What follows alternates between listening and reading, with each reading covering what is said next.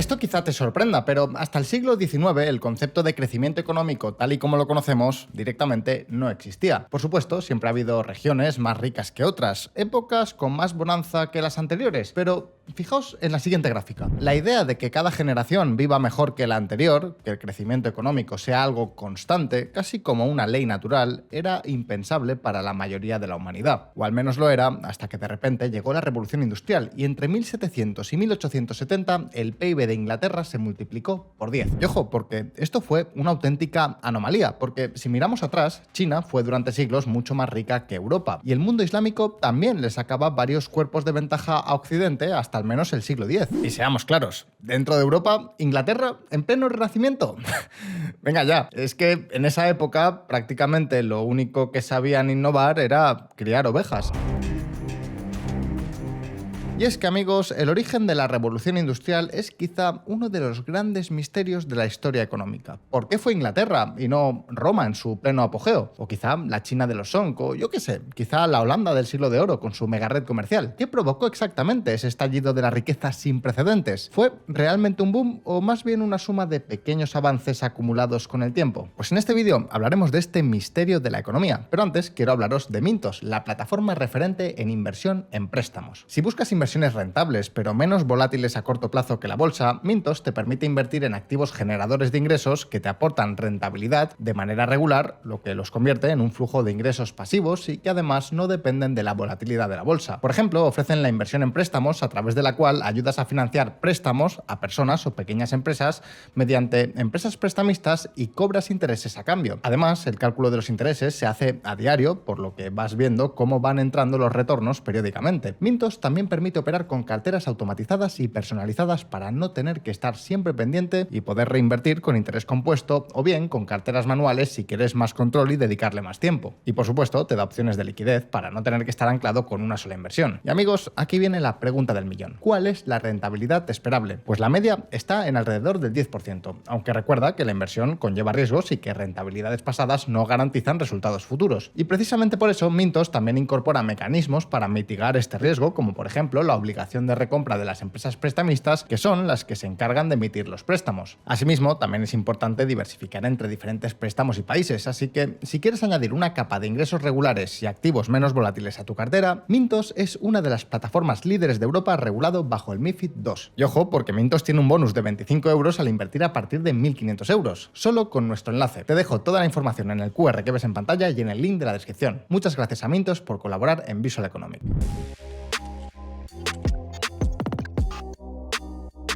Todo el mundo ha escuchado que la revolución industrial empezó más o menos hacia 1770, precisamente cuando, como habéis visto en la gráfica de antes, el PIB inglés empezó a dispararse. Pero ¿sabéis qué ocurrió justo antes? Pues que James Watt patentó su famosa máquina de vapor, solo un año antes. Es cierto que ya existían máquinas precursoras como la de Newcomen desde 1712, y podríamos remontarnos incluso más atrás, pero fue la máquina de Watt la que marcó un antes y un después. Y lo mismo ocurrió en otros sectores, la industria textil, la industria siderúrgica, pequeñas mejoras que poco a poco lo cambiaron todo. Pero amigos, atentos a un dato que va a romper los esquemas que tenemos predefinidos. Y es que entre 1830 y 1850, en plena mejora del motor de vapor, su impacto en el PIB fue de tan solo un 0,3%. Es más, no fue hasta 1870 cuando su contribución superó el 1% de la economía. Una cosa de locos, ¿no os parece? Pues esperad, porque esto solo acaba de empezar.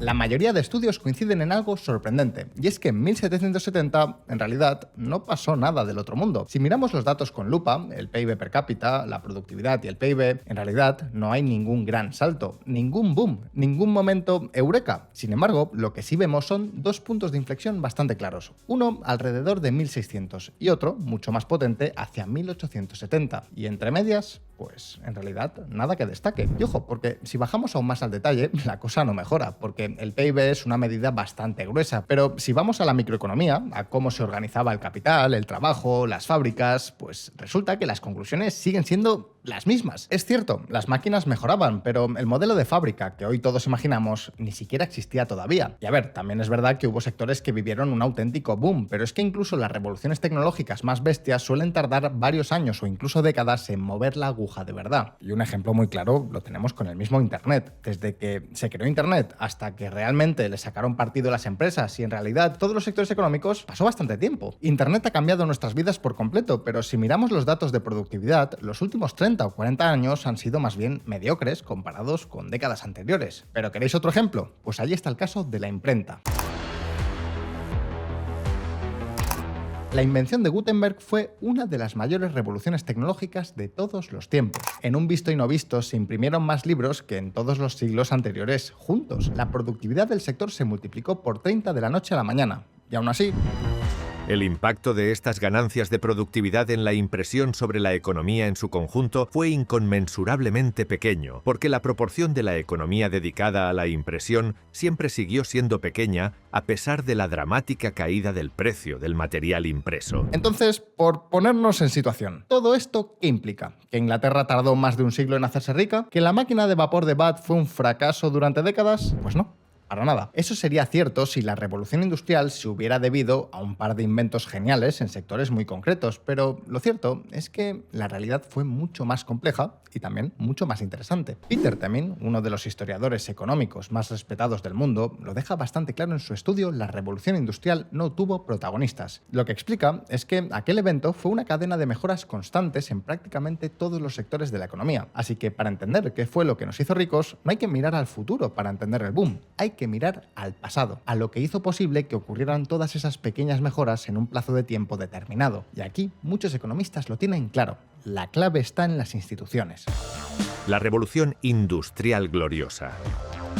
Seguro que todos habéis oído hablar de la Revolución Francesa, pero ¿y de su prima británica? Y no nos referimos a la Revolución Gloriosa. Fue en 1688 y su gran logro fue atar en corto al rey británico. Desde entonces, el Parlamento, es decir, las élites del país, empezaron a tener mucho más poder, o al menos más poder sobre el rey. La cosa se formalizó un año después con la Bill of Rights, la famosa Declaración de Derechos de 1689. Con esto, el Reino Unido no se convirtió de la noche a la mañana en una democracia moderna súper inclusiva, pero lo que sí que hizo fue dar un paso clave. Se convirtió en uno de los países con mejores instituciones del mundo. Y según premios Nobel como Daron Acemoglu o Douglas North, eso fue fundamental para el despegue económico británico. Por ejemplo, en regiones con derechos de propiedad más seguros se invirtió más en infraestructuras como molinos, pero no solo era cuestión de seguridad jurídica, también de flexibilidad. Y es que quizá hayáis visto por redes sociales a gente decir que Adam Smith criticaba las herencias. De hecho, tiene un fragmento de su libro en el que dice abiertamente que los muertos no deberían decidir qué hacer con la tierra. Sin embargo, el padre de la economía no estaba criticando las herencias, criticaba unas leyes antiguas que prohibían a los herederos, por ejemplo, vender una parcela de esa tierra, como si sus ancestros muertos siguieran siendo los dueños. Este tipo de leyes y otras de este estilo eran muy comunes en Europa, e Inglaterra fue pionera en modernizarse. Pero es que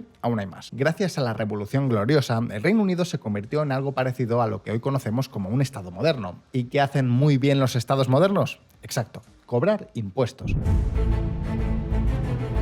La presión fiscal en Inglaterra era del doble que en Francia. El doble. Ahora bien, hablamos de un 12%, es decir, suficientemente bajo para no asfixiar la economía, pero lo bastante alto como para que el Estado pudiera cumplir sus funciones básicas, es decir, defensa, justicia e inversión pública. Esto también se tradujo en unas cuentas públicas mucho más sólidas que ya no dependían del capricho de los nobles de turno, así que los tipos de interés de su deuda cayeron en picado. A largo plazo, esto implicaba menos impuestos todavía, y lo más importante, permitió que naciera un mercado de capitales que colocó a Londres como el corazón del sistema financiero de Europa. Pero es que por si esto fuera poco, también permitió a los británicos financiar sus guerras con capital en vez de mandar a luchar a sus campesinos. Una forma muchísimo más eficiente de combatir y que daña menos tu economía. Pero espera un momento porque hay un detalle que todavía no hemos contado. Vale, todo esto de instituciones suena muy bonito, pero la mayoría de académicos actuales ya no se lo tragan del todo. De hecho, hay dos puntos en los que hay bastante consenso. El primero es que la Revolución Gloriosa y la Bill of Rights no fueron un cambio tan radical como se suele contar. Inglaterra ya protegía bastante bien los derechos económicos y sociales antes de que la nobleza pusiera al rey contra las cuerdas. Y segundo, el resto de Europa pues tampoco estaba tan mal. Francia, por ejemplo, tenía un nivel de protección de derechos bastante similar al británico. Quizá algo por debajo, pero desde luego no era tan distinto como para explicar por qué la revolución industrial explotó en Reino Unido y no en Francia. Además, no olvidemos algo esencial. Inglaterra ya mostraba signos de crecimiento desde el año 1600, es decir, mucho antes que la Revolución Gloriosa, en plena época Tudor y con los Estuardo empezando a dar guerra. De hecho, puede que el verdadero motor del milagro inglés fuera uno de los monarcas más autoritarios y excéntricos, Enrique VIII. Sí, efectivamente, el mismo que rompió con la Iglesia de Roma para casarse con Ana Bolena, el mismo que expropió tierras a diestro y siniestro y subió impuestos como si no hubiera un mañana, y el mismo que le dio a la maquinita de imprimir billetes como si hubiera inventado el chavismo hace 400 años. Porque ojito a esto, durante siglos los ingleses se enorgullecían de la libra esterlina. Estaba hecha de plata pura, sólida como una roca. ¿Y qué hizo Enrique VIII? Pues raspar la plata de las monedas para quedársela y rellenarlas con metales mucho más baratos. ¿El resultado? Pues una hiperinflación de manual, de esas que te arruinan la economía entera durante un siglo. Pero amigos, aquí vino un giro de guión. El desmadre económico que provocó Enrique VIII forzó un cambio mucho más profundo, una nueva élite política que tomó el mando. Y entre ellos estaba gente como Thomas Gresham, que se encargó de salvar la libra. Esta nueva élite vio claro que Inglaterra necesitaba dejar atrás el pasado. Aprovecharon el caos para arreglar problemas estructurales y apostaron muy fuerte por la industria y el comercio. ¿Por qué motivo? Pues porque necesitaban exportar productos con alto valor añadido. Querían metales preciosos para restaurar su moneda y sabían que solo con lana y ovejas pues no iban a llegar. Y amigos, así es como llegamos a este gráfico. A muchos puede que os sorprenda, pero la industria empezó a ganar peso en la economía por esta época. Es más, el peso del sector secundario a su economía llegó casi a su máximo histórico en el año 1700, 70 años antes de que James Watt cegara a todo el mundo con su brillante máquina de vapor. En el siglo XVII, el 43% de los británicos trabajaba ya en el sector secundario, pero en Francia solo era el 16%. O dicho de otra forma, Inglaterra ya llevaba 200 años industrializándose antes de que empezara oficialmente la revolución industrial. Pero es que por si fuera poco, Enrique VIII ayudó a su país de otra forma más indirecta. Porque, ¿recordáis la expropiación de los monasterios? La disolución de los monasterios creó un grupo de individuos prominentes y adinerados con un interés particular en conservar dicha propiedad y, por consiguiente, en el éxito de la Reforma protestante en Inglaterra. Fueron estos individuos quienes proporcionaron la clave para comprender la economía política de la Reforma desde el reinado de María I hasta la Revolución Gloriosa de 1688. En resumen, esta nueva élite fue la que garantizó la estabilidad política cuando los reyes coqueteaban con volver al catolicismo, y con el tiempo también fue clave para encadenar a la monarquía absoluta durante la Revolución Gloriosa. Pero lo verdaderamente importante es lo que todo esto generó. Para el año 1700, Inglaterra contaba con un auténtico ejército de artesanos altamente cualificados. Y no estamos hablando de universitarios ni ingenieros con másteres en Oxford. Hablamos de habilidades transmitidas de maestro a aprendiz, gente que llevaba generaciones perfeccionando su oficio dentro de los gremios. ¿Queréis una prueba del nivel que tenían? Pues ojo, porque en la década de 1710, el Parlamento británico, que por cierto era el que más se reunía de todo el mundo, aprobó una ley que prohibía a estos artesanos salir del país. Relojeros, carpinteros, zapateros, eran tan buenos que otros países les ofrecían auténticas fortunas para que emigraran y compartieran sus secretos. ¿Y cómo respondió Inglaterra? Cerrando filas. Como no se llevaban bien con nadie, decidieron que sus habilidades pues no podían cruzar la frontera. Entonces, ya está. ¿Este fue el momento en el que Inglaterra se volvió rica? Pues no exactamente, porque de hecho con esto acabamos de calentar. Es cierto que el PIB per cápita empezó a subir en esta época, pero eso en sí mismo no es nada nuevo. Los romanos, por ejemplo, también eran más ricos que las tribus anteriores y ya sabéis cómo acabó el imperio. La gran diferencia no fue crecer económicamente durante una época, fue mantener ese crecimiento en el tiempo, romper con la maldición histórica del sube y luego se hunde. Y eso fue precisamente lo que permitió la transición económica moderna. Y aquí, amigos, es cuando sí que toca cerrar el círculo. Empezamos este vídeo en pleno siglo XIX y hemos retrocedido hasta Enrique VIII. Pues bien, ahora vamos a volver al momento estrella de la Revolución Industrial, pero esta vez con todo lo que hemos aprendido de nuevo. Y qué mejor manera de hacerlo que con la teoría más famosa de todas. Hablamos de la innovación inducida, del historiador económico Robert Allen.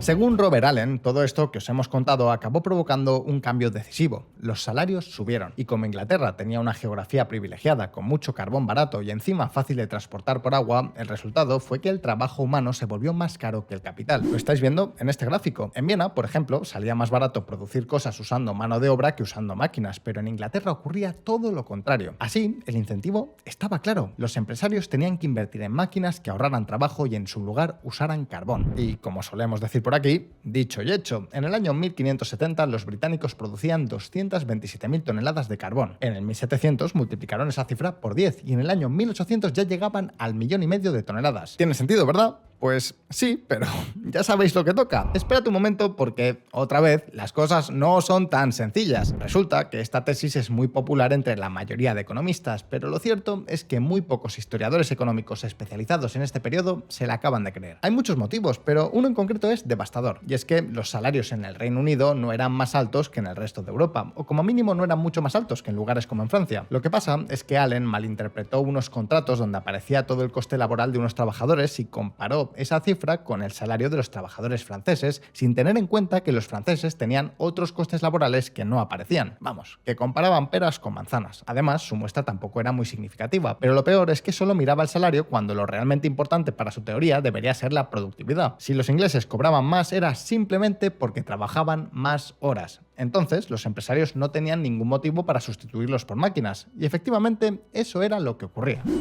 Esto implicaría que si los hombres trabajaran más horas y los salarios pagados subyacentes a las tasas de cobro siguieran la misma tendencia, se les pagaba menos por hora en 1775 que en 1700. En otras palabras, el costo unitario de la mano de obra estaba cayendo, no aumentando. ¿Cómo es posible que los salarios no fueran mucho más altos si tenían unos artesanos tan avanzados y tan listos? Pues esto es tema para otro vídeo porque esto está quedando bastante largo, pero pensad que hablamos de salarios relativos al coste de la vida en cada lugar. Eso sí, todavía queda una pregunta por responder. Y es que si la teoría de Allen no es cierta, entonces, ¿por qué la revolución industrial nació en Inglaterra y no en otro lugar? Pues aquí sube al ring otro gigante de la historia económica, Joel Mokyr.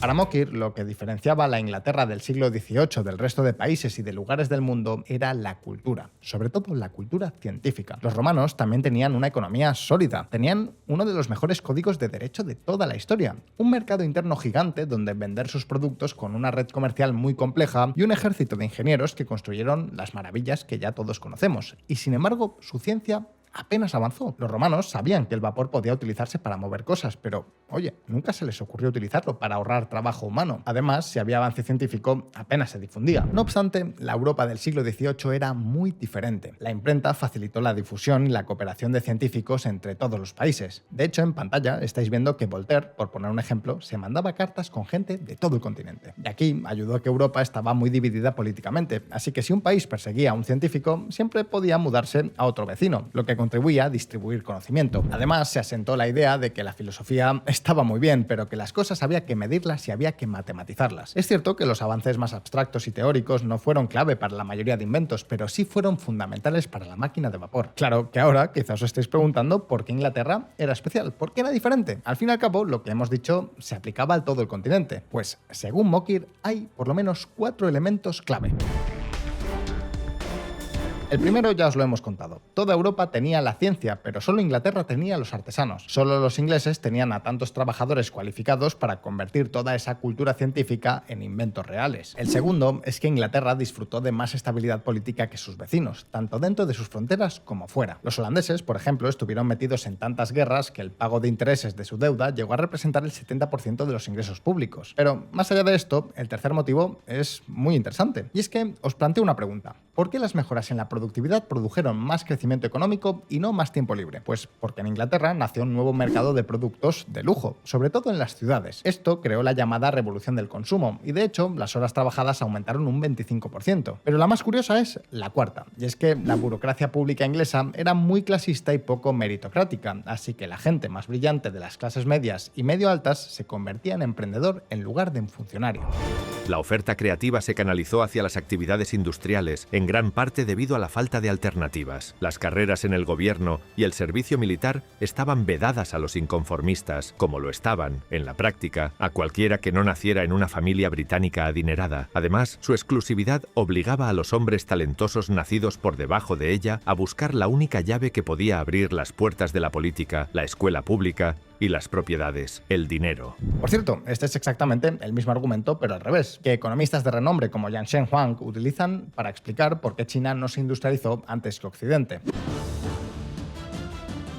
En resumen, Inglaterra empezó a hacerse rica a partir del siglo XVI, cuando los ingleses abandonaron el campo y empezaron a convertirse en los mejores artesanos de Europa. Pero lo que hizo posible la revolución industrial fue un cambio en la cultura europea. Por supuesto, podríamos pasarnos horas hablando de este tema. Otros autores como Nicori, Beckert o Pomeranz cuentan una historia mucho más oscura en la que, por ejemplo, el colonialismo o la esclavitud fueron la auténtica clave. ¿Tienen razón? Pues probablemente no, pero son uno de los muchos ejemplos que existen sobre teorías sobre la revolución industrial. Nosotros os hemos contado la versión que creemos que tiene más sentido, pero sea como sea, y llegados hasta aquí, ahora el turno es para todos vosotros. ¿De verdad hay que remontarse al siglo XVI para explicar el éxito de Inglaterra? ¿O creéis que todo empieza con la máquina de vapor de James Watt? ¿Pensáis que el resto de países estaban muy cerca de Inglaterra o hubiera necesitado muchos más años para industrializarse? ¿Qué otras teorías creéis que merece la pena comentar? Podéis dejarme vuestra respuesta en los comentarios. No olvidéis que aquí en Visual Economics sacamos vídeos nuevos todas las semanas, así que suscribiros si no lo habéis hecho para no perderos ninguna de nuestras próximas entregas. Si os ha gustado este vídeo, dale a like y nos vemos en el próximo. Un saludo y hasta pronto.